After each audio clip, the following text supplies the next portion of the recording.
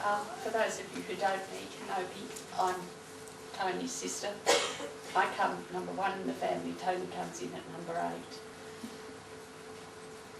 His children and my children are virtually a different generation. In fact, my son's not much younger than Tony. But that didn't stop me from being interested in my nephew. And as I think happens in most families, the conduit was my mother, Tony's mum, because I heard about all my nephews, I hear about all my nephews and nieces.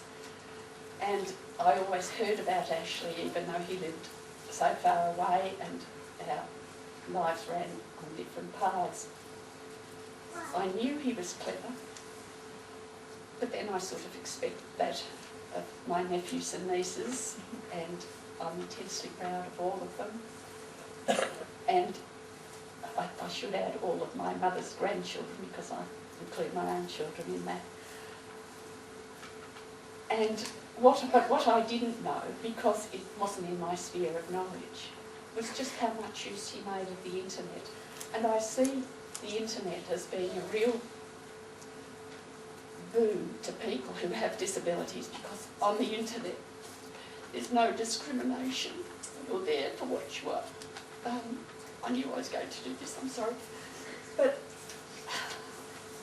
I was so pleased that he had a friend like James who shared his interests. And the other thing I wanted to say was, if he drew the short straws genetically, he certainly picked the best parents he could have had, because they provided everything for him. Tony did a course in massage to help Ashley. Kerry's given up her job, and she had a real routine in the last few weeks of looking after Ashley. I'm so proud of my family. And I don't think Ashley's life was wasted. He did the best he could, and he had the best opportunities too that could have been provided, and I know money was short. And I'm really pleased to have known Ashley, and his legacy is there for everybody to see on YouTube. And I hadn't looked at YouTube, and until I did the other night, I didn't realise just how much impression he's made on the world, far more than people who are 5 or 6 times his age. And I'm just so sorry he's not around anymore, but he certainly left his mark. Thanks. The whole speech down, and I can't put anything down that conveyed my feelings about. I've known him for 13 years, and I remember when he used to get home from college and jump on to his computer and go into MSN, and he'd say BRB, got to do maths shit, and or history or whatever he had to do, and he got back on after it, and he's just been such a huge part of my life, and he was more than just a friend, more than even a best friend, even more than a brother to me. He was a hero. He just had that personality to keep going and going and going, and I'll never forget that. Thanks, Ash.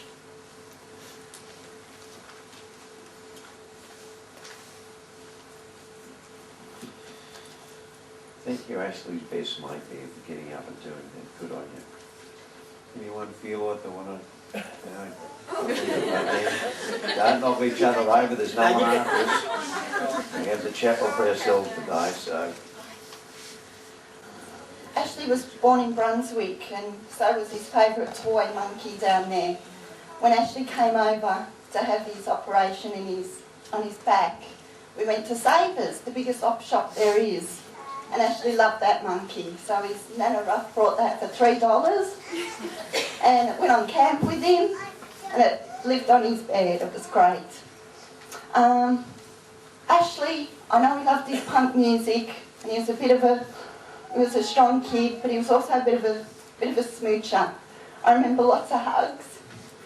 Even as a teenager, he let me be that daggy auntie. and I'd rather hug him.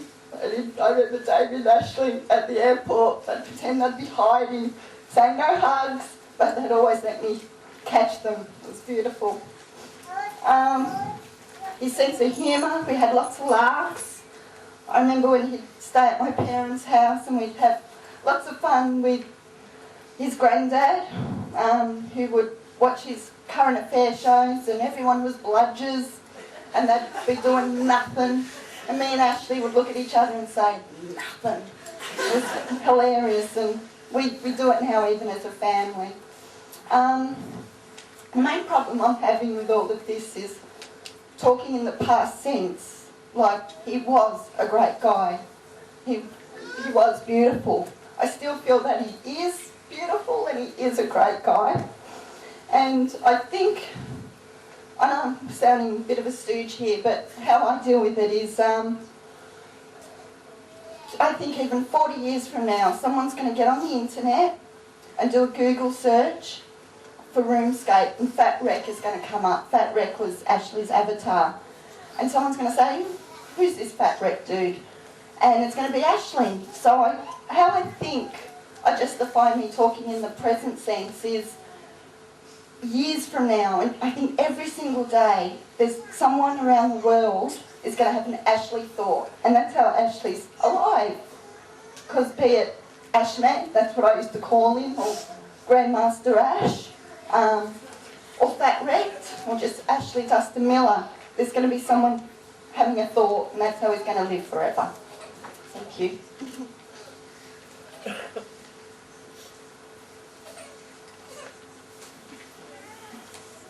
Okay, thank you, Kathryn. Now, the gentleman, he's going to come. This one makes a little service. Just put your little pieces together. Thank you. Well, I've known Ash for as long as James has. He's been an inspiration in our life. He's been like our second son. He's kept James entertained. He's kept Kathy and myself entertained, and we're going to miss him. But our memories are always going to be there, and all the things that he's done for us and with us. I can remember going on school excursions with him, and one excursion up to Sheffield, I piggybacked him around the whole farm because he wasn't able to walk. And he's just an inspiration to any young kid. They say Generation Y, well, I asked, why aren't they all like Ashley? Because he was terrific. Thank you.